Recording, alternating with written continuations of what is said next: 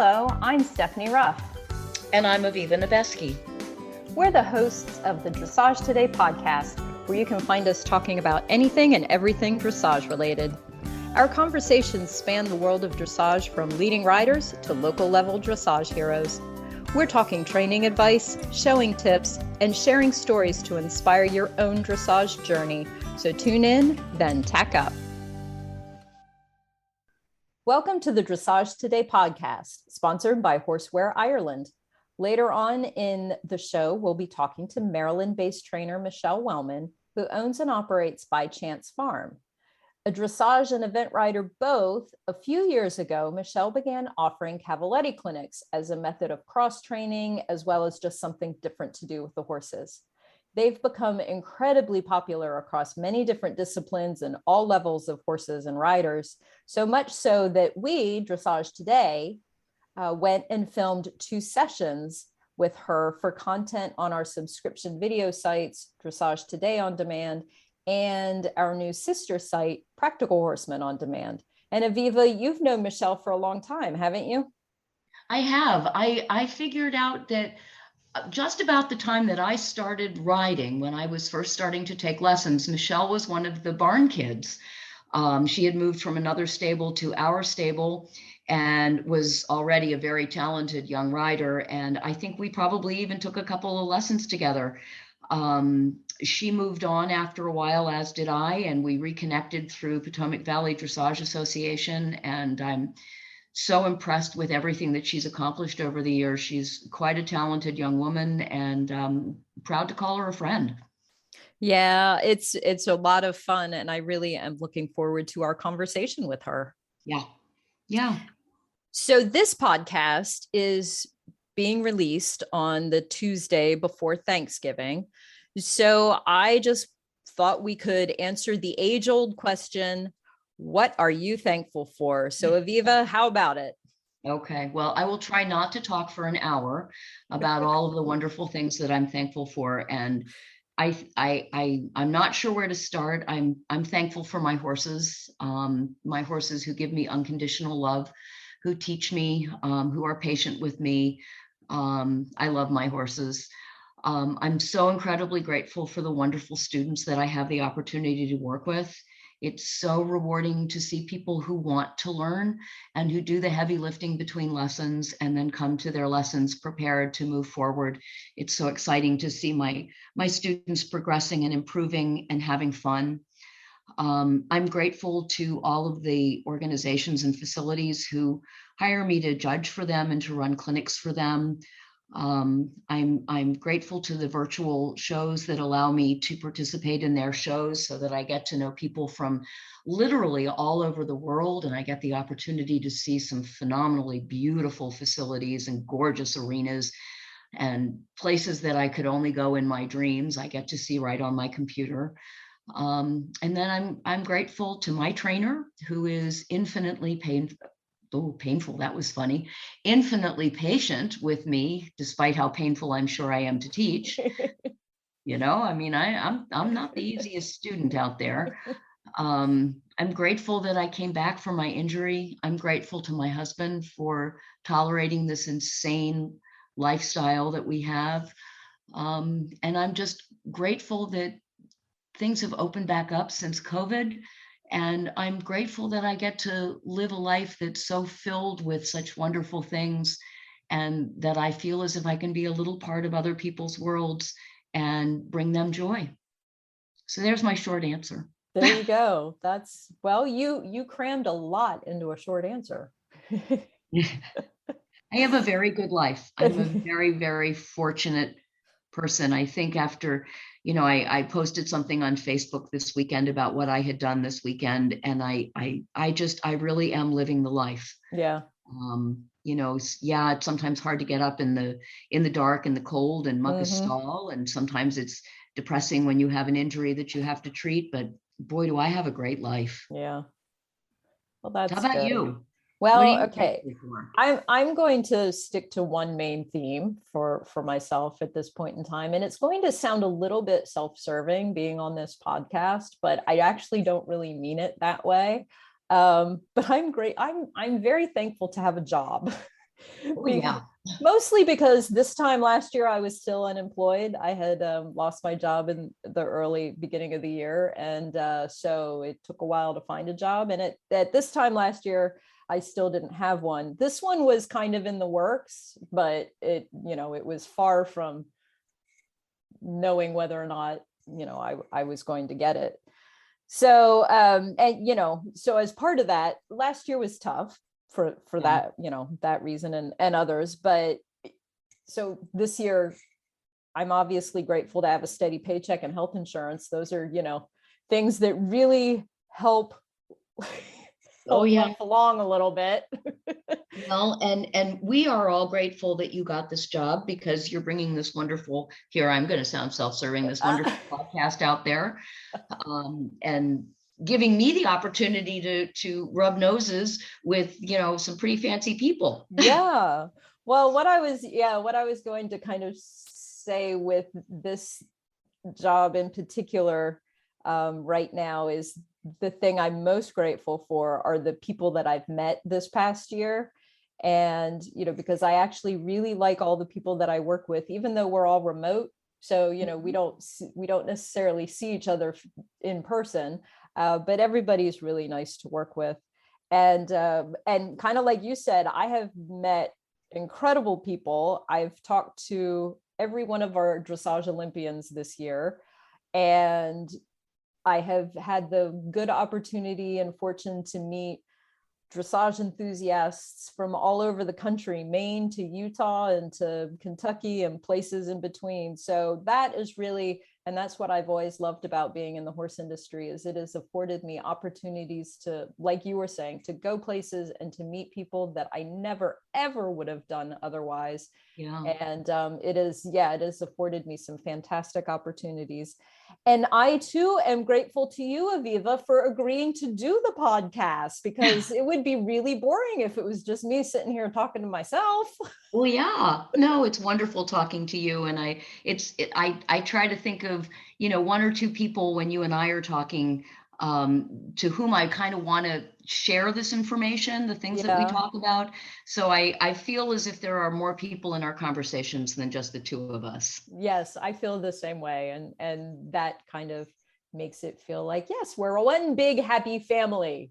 Yeah, so we should say that we are grateful to all of you out there who are listening to us. Absolutely. And who are making this popular. We do appreciate it, and we hope that we are meeting your needs and your desires. And, although Stephanie is always asking you to send in questions for the Ask the L, feel free to send in recommendations or suggestions for things that you'd like to hear us talk about, or people you'd like to have us interview. And if we can accommodate you, we'd love to. Yeah, definitely. And we, because we are actually in the planning stages for next year, we're already we're looking ahead, and we're excited about what we're going to be bringing you in the next year. But we'll probably maybe talk about that a little closer to year's end and a little closer to January. Fun.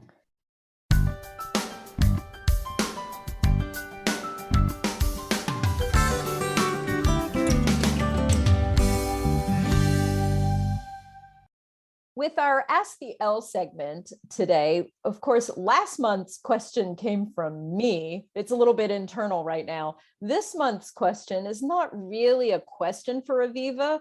Rather, it is a question from Aviva. And if you're familiar at all with dressage and competing in the sport of dressage, you are probably familiar with the position of scribe at a show. And if you aren't, a scribe is the individual that sits next to the judge who records the scores and comments from the judge as the test is being ridden. And this is, without a doubt, I think you would agree, Aviva, one of the most important roles at a dressage show. Sometimes I think the scribe is more important than the judge. You may be pretty close to being right, because if they don't get it, then it doesn't really matter what the judge says, all right? Exactly. Right. I've been very fortunate. I've had, over the years that I've been judging, I've had some absolutely phenomenal, fabulous scribes. And I'm not going to call anybody out by name, because if I forget somebody, I'm going to be really embarrassed. But those of you who I talk about all the time know that I'm talking about you. A good scribe really makes a difference in the life of a judge. When I have a scribe who can keep up, who understands the tests, who understands her role, who writes things down, who listens, who's accurate, who's efficient, I can give you, the competitor, much more information than if I have a scribe who can't hear me, whose pen keeps running out of ink, who is more concerned with watching the test herself than with recording what I have to say. I am reminded every time I judge that a good scribe can make or break my day judging. So what makes a good scribe? The first thing that you need to remember as a scribe is that the judge that you're scribing for is working. And she's working from the minute that she rings the bell until the minute that the person gives her final salute. And then she continues to work when you hand over the test sheet for her to write down the collectives and the further remarks. So a good scribe is one who is attentive to the judge, who pays attention, notices what's going on around her. When somebody comes to collect tests at the end of a couple of rides, isn't sitting there chit-chatting away and gossiping, but is keeping people quiet so that I can finish writing what I need to write. A good scribe is one who says things to me like, Aviva, we're running 5 minutes late. You need to shut up. I have no problem with that. Tell me that I'm talking too much, so that I can keep on target. A good scribe is someone who knows how to abbreviate. A good scribe is someone who is able to multitask, who can glance up and see that somebody's making a 10-meter half circle, and the judge says, lengthening needs to cover more ground, and realizes that that's not the right words for a 10-meter half circle, and can either scramble to figure out where that lengthening is, or can quickly say to the judge, what number are you on? So sometimes judges forget to give a score. Sometimes judges forget to give a comment. A good scribe is aware of what's going on from movement to movement. There's so much. A good scribe is someone who has a good sense of humor. So when the judge mutters something under her breath that really shouldn't be out in public, knows to giggle and not repeat it.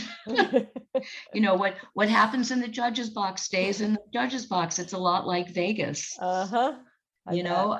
A good scribe is efficient. A good scribe remembers that we've already judged this person once, and so I remember what number they were, or what something else, that when there are changes in the schedule is able to figure out how that change impacts. A good scribe is one who notices, the tests are changing. We're no longer doing training level test 1. Suddenly we've got a training level test 2 in the middle of things, and lets me know.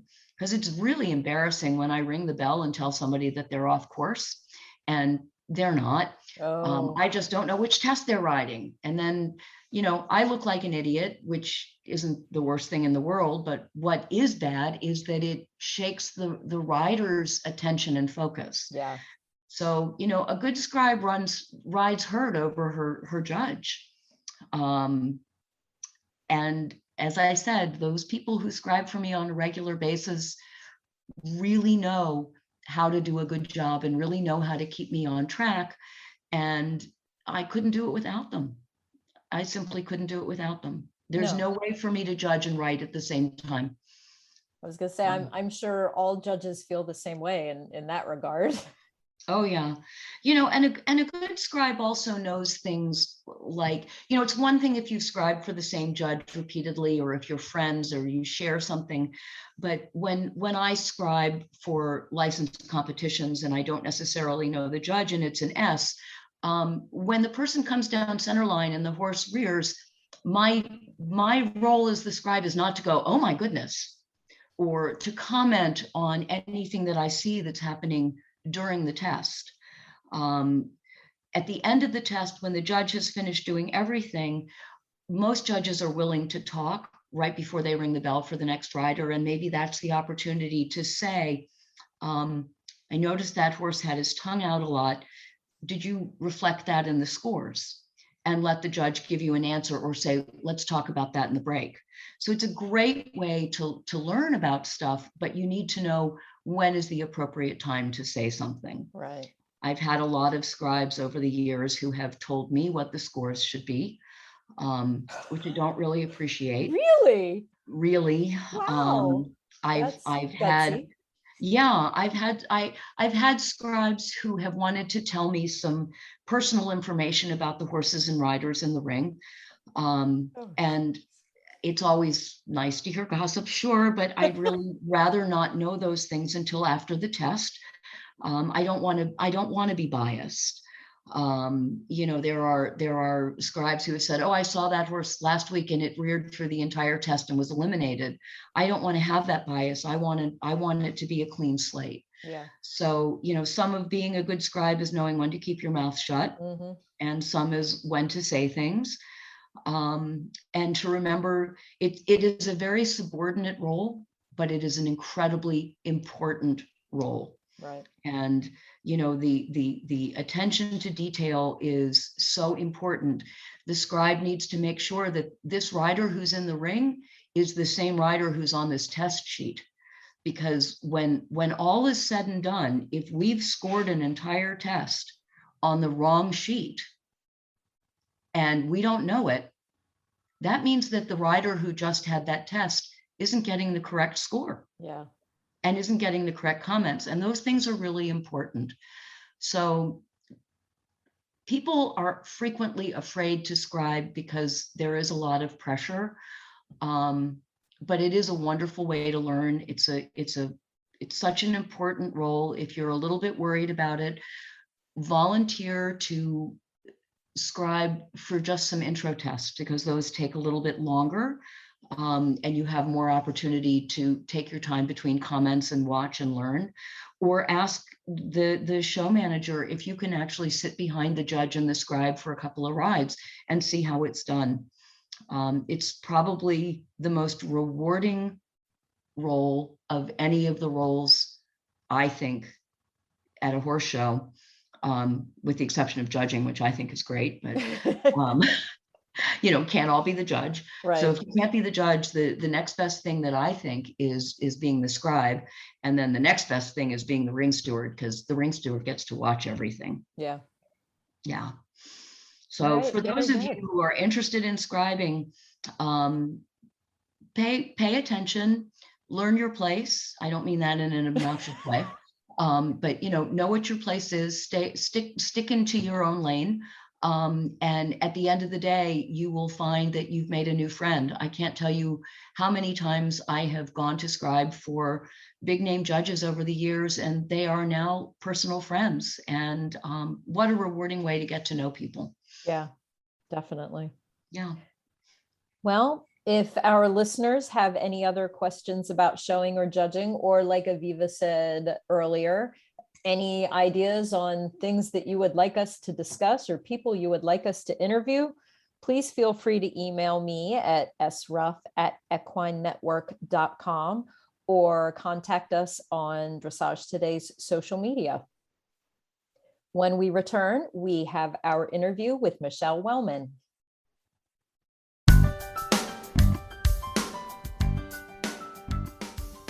'Tis the season to give your horse something special. Horseware Ireland's innovative blankets, accessories, and therapy products are designed with your horse in mind.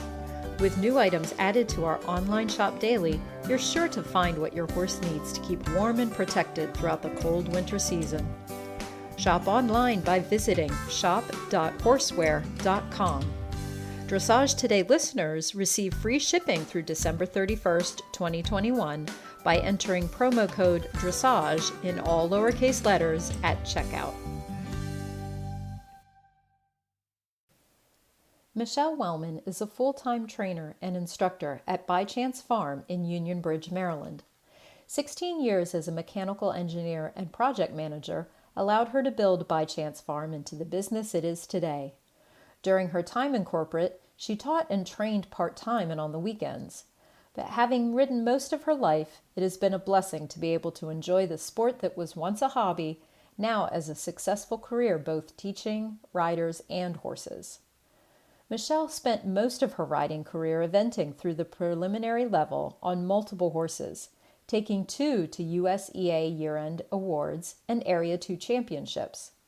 In 2003, Michele started focusing on dressage a bit more.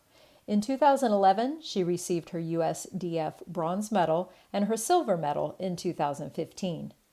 In addition to the Cavaletti clinics, Michele hosts a series of popular dressage schooling shows and license shows throughout the year. I'm so happy to welcome Michele Wellman to the Dressage Today podcast. Thanks for joining us this evening. Thanks for having me. Well, we are really looking forward to talking with you. But the first thing we sort of want to know is, how did you get interested in horses and riding? Well, I am the only person in my entire family that rides horses.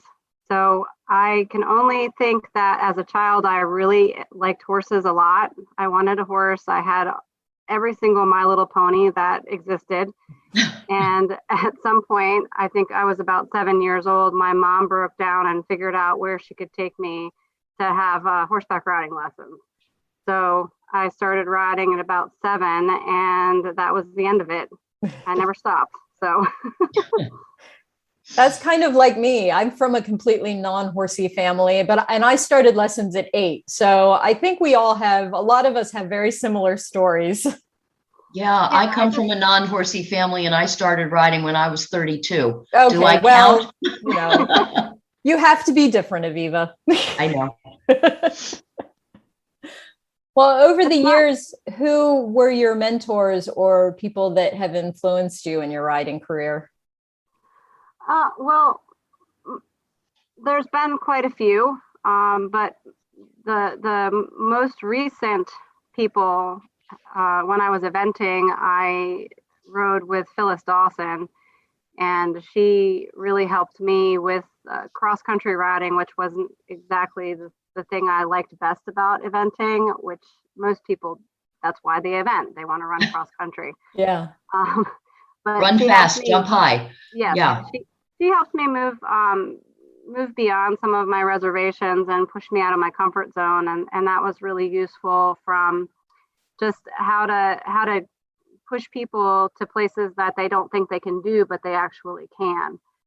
And as far as on the dressage side, I can't really thank Yana Dyer enough for giving me the opportunity to ride some really nice, fabulous horses and work my way up through the FEI levels and get my silver medal. That was an invaluable experience for me, and really just helped me figure out where we're all trying to go with the dressage thing.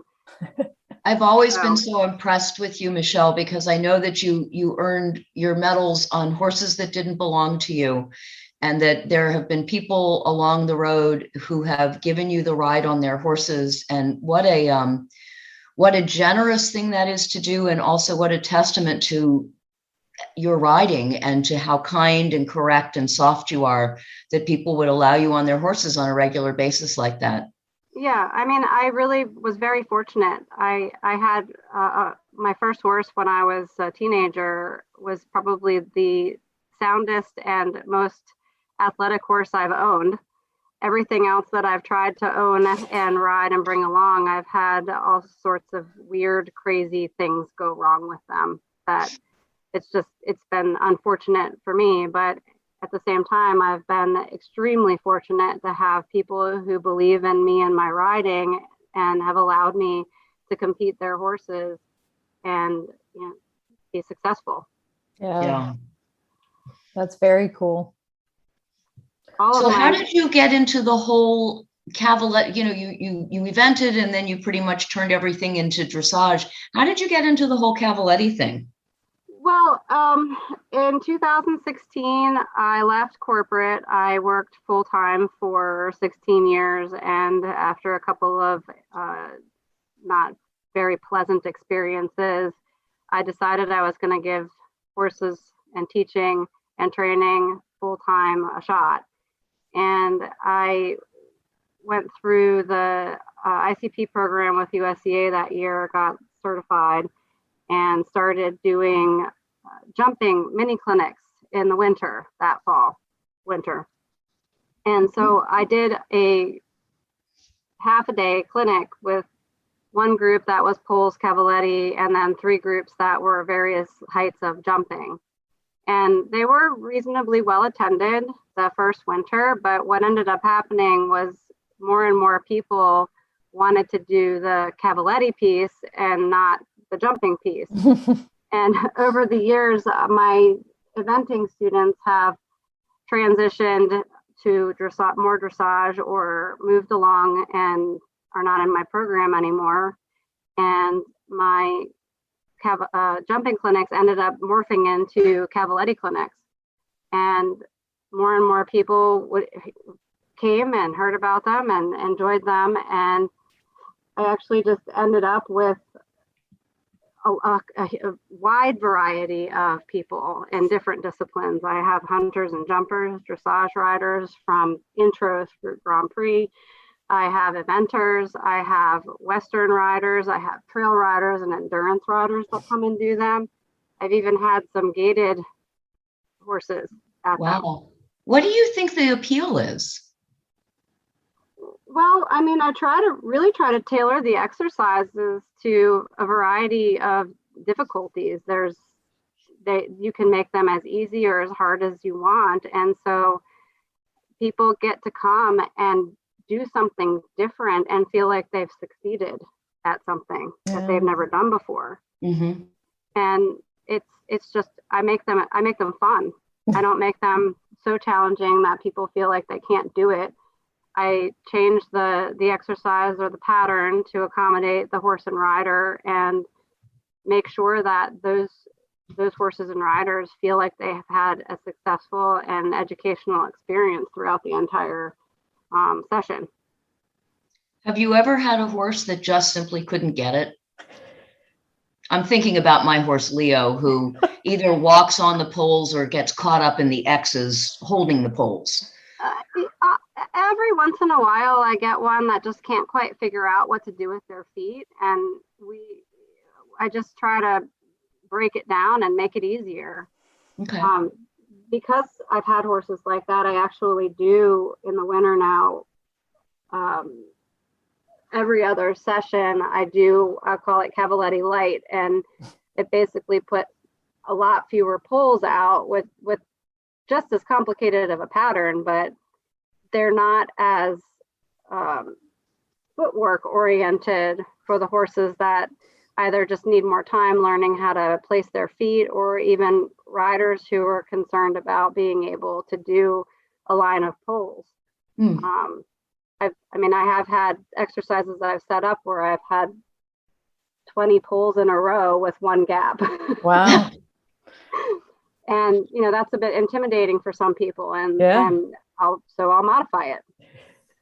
And that just, because it's flexible, it works for everybody, and nobody feels like they are a problem or can't do it, or list the reasons that you would have to make a change, right? I just try to make it so that everybody feels like they've succeeded. Well, there you go, Aviva. You'll have to give it a try. Well, have you ever had anybody who did it in hand first? Yeah, actually. Okay. All right.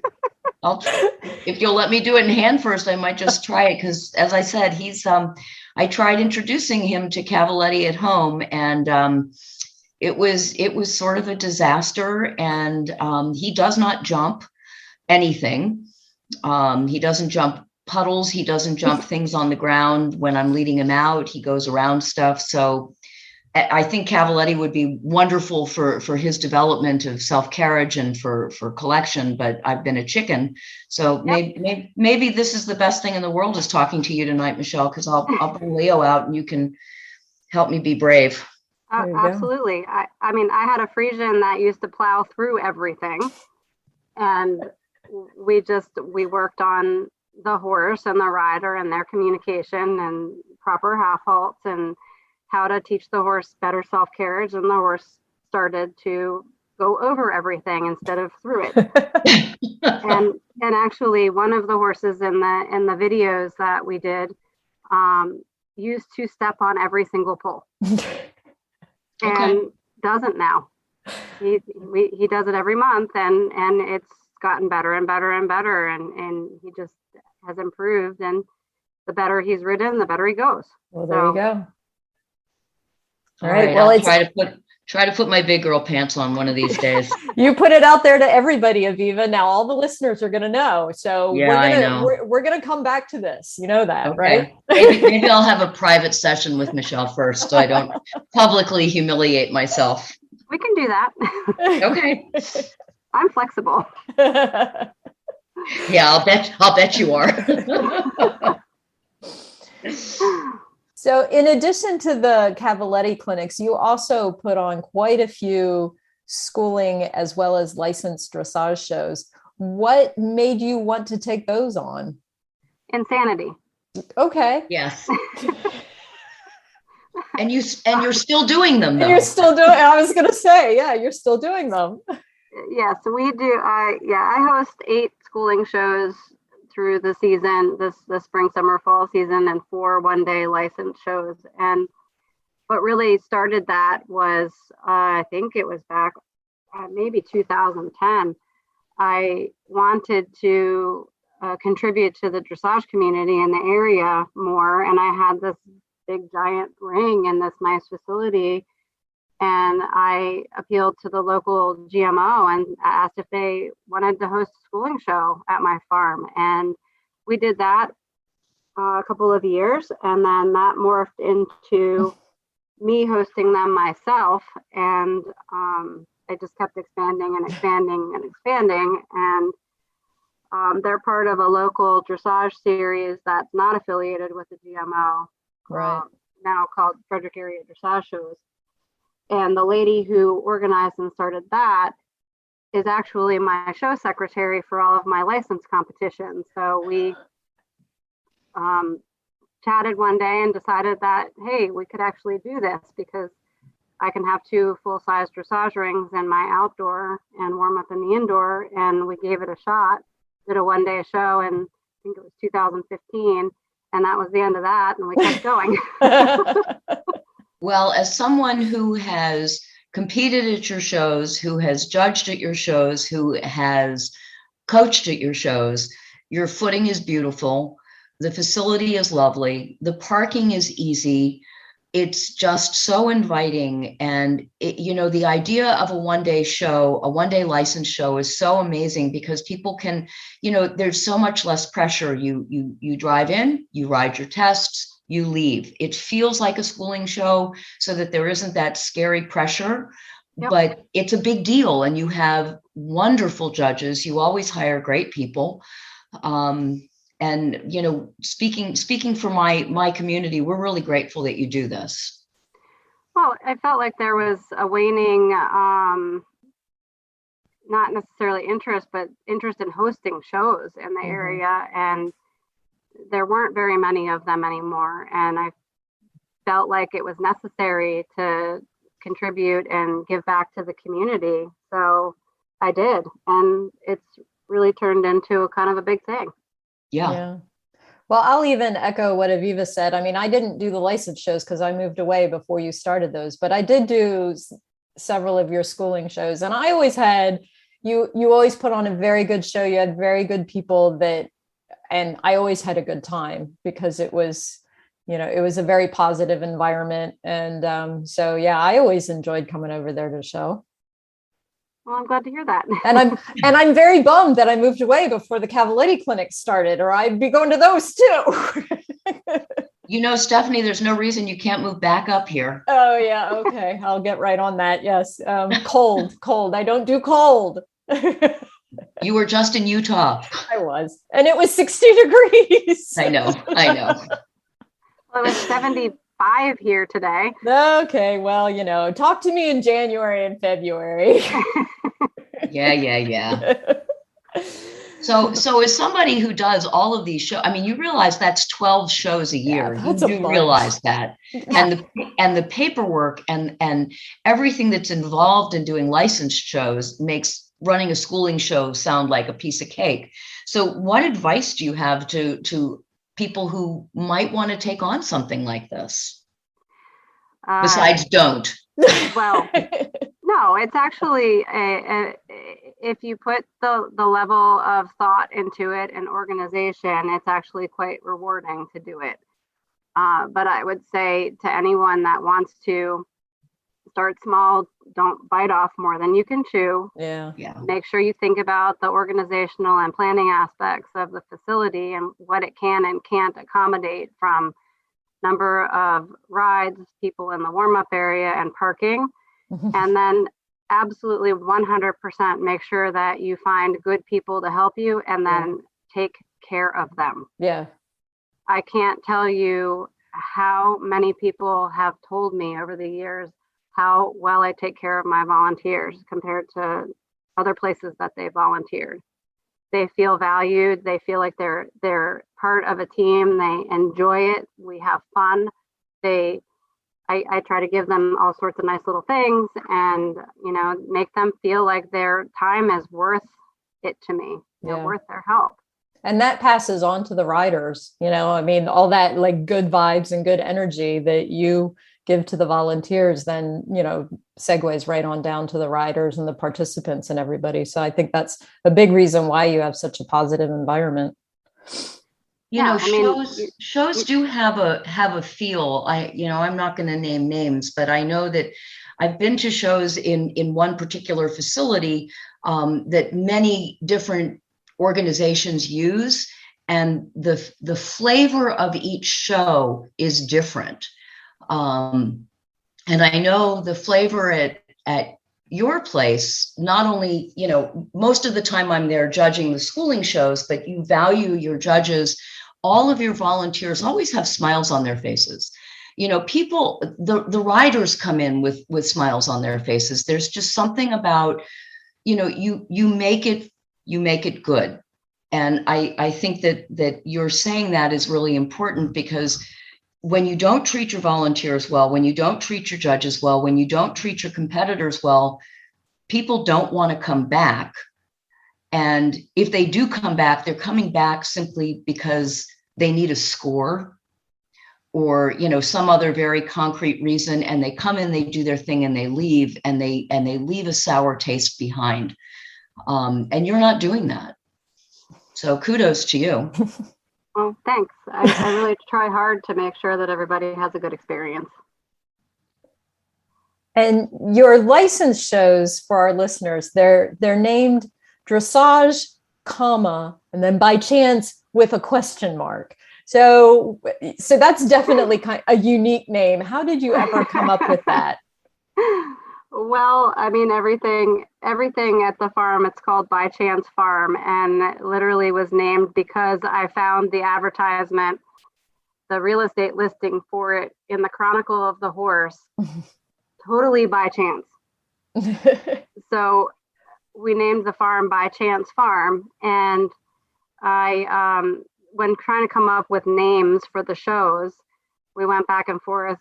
Leslie and I, my show secretary, she and I went back and forth with all these kind of cutesy, goofy names and boring names like Summer Dressage at By Chance or something like that, right? Yeah. And I said to her, well, what do you think? I mean, by chance, we're doing this. What do you think about dressage by chance? And she said, that sounds good. I like that. That's kind of fun. So that's kind of how it came up. It's a dressage show, and it was just a pun on the farm name. And my announcer, who is wonderful, he always enjoys introducing the competition in the morning, saying, "Are you here for dressage by chance?" And it's fun. Yeah. So we have a good time with it. It all starts right there. It all starts in the title. It's supposed to be fun, right? That's what we say. Yeah. So besides having fun, though, it is a hard sport. It's a difficult sport. It's a difficult way of life, owning and operating a facility, particularly one in, the size that yours is. So just overall, what do you find the most challenging? there are so many aspects of the business that I'm involved in. I could go on and on and on about it. I mean, I think the bottom line is that, this business is oriented around people and horses, and they're both hard. Yeah. And the horses are hard because they're heartbreaking and at times, and they're uplifting at times, and you never really quite know what you're going to get on a day-to-day basis, except that they have unconditional love for the people that take care of them. And on the other side are the people, and the people are not always easy. And as I've learned and said with the dressage shows, the best you can take care of the people that you deal with, the more you can treat them like you would like to be treated. And I know that's kind of cliche, but it is absolutely true, because I have been able to surround myself with extremely exceptional people as part of my client base, my student base, my volunteer base, competition base. And it makes it so much easier because there is a sense of community around it. And I think trying to create a community can be very difficult, but it can be one of the best things that you can do to ease some of the issues that we have from people, personality conflicts, and differences in opinion about training and care and all those kinds of things. And so, as much as I, just rambled on and on and on about that, the two main pieces of the business are people and horses, and those two things are hard. Yeah. You got to know how to deal with them and handle them, and that's not easy for everybody. It takes practice and the ability to be humble and learn and improve. And also to have a thick skin. Yes. Yeah, that too. There are definitely times that's necessary. Yeah. It sounds like you don't have a lot of the barn drama that we hear about. I refuse to have it. When somebody comes in and looks at my facility to board or train or as for lessons, I tell them we don't do drama. If you have a problem, you need to tell me about it. You need to bring it up. I will deal with it. If I can't deal with it, then we will find an amicable agreement that either you're happy here knowing that we aren't going to accommodate you, or feel free to go find somewhere else to board. No hard feelings. But you have to bring it up to me, because if you don't bring it up to me, I can't fix it. I can't address it. And if I don't know about it and I can't do anything about it, it's not helping anyone. So I tell that to every single prospective client that comes into my barn to look at it. And I have found the types of people that I really want in my barn, and those people don't tolerate drama either. So they don't allow it, and people who try to start it either stop or they leave. So for people who are interested in your farm and the events at your farm, how can they find out more? Well, I have a website. It's bychancefarm.com. And then we also have a Facebook page. Okay. And that's under By Chance as well, right? Yep. And all of the shows are posted on there. It's November. The show season for next year is 4 months away, so I haven't gotten to updating everything yet. But I'll get it updated over the course of the next couple of months. But there's a web page for every licensed dressage show, and then there's a page that lists all the schooling shows with information. And the Cavaletti clinics, right? Yep, there's also a page for Cavaletti. Yep. And I try to post all of the events on Facebook on the By Chance Farm page under as individual events, so they can be easily shared. Super. Very good. Well, I have one last question for you that we like to ask everybody to just get their perspective. And you spoke to it a little bit already, but to sum it up, what do you feel makes a good horse person? Horsemanship. I know that sounds silly, but you have to pay attention to the people and the horses and learn how to communicate with all of them, because that's how you're going to be successful, learning how to make your clients and horses successful. If the horse doesn't understand, you're not going to get anywhere. And I know that's kind of high level and broad, but there's too many levels of detail that go into that. And so what I would say to anyone is, if you want to learn how to be a good horse person, find somebody that has good horsemanship. Yeah. They take good care of their horse. They pay attention. They know how to handle the horse on the ground. They take lessons. They don't think that they know everything, and they're always open to learning. Well, yep. I would tend to agree with you, definitely. And I've told people that a lot, that if you run into someone who says they know everything they need to know, run away. Yeah. Right. I'm first to say, I know I don't know everything. No. And if I don't know, I'm going to say I don't know. Yep. And the more you learn, the more you find out you don't know. Exactly. Yeah. If nothing else, horses do keep us humble. And that humility is, I think, what makes us take good care of the horses, because you have to listen. If you don't listen to the horses, you're going to get hurt. Yep. Yeah, that's very true. Mm-hmm. Well, Michele, it has been an absolute pleasure getting to chat with you a little bit and find out more about you and your very, very popular events that you have there. And we just appreciate you talking with us and sharing all of your Cavaletti clinics with us. Well, it's been a lot of fun, and hopefully we'll get to do it again in the future. Yeah, definitely. Thank you. Thank you. Thank you. Thanks to Michele Wellman for joining us. And if you want to watch her Cavaletti clinics, visit ondemand.dressagetoday.com. Enter Michele15 at checkout to receive 15% off your subscription. Thanks also to our episode sponsor, Horseware Ireland.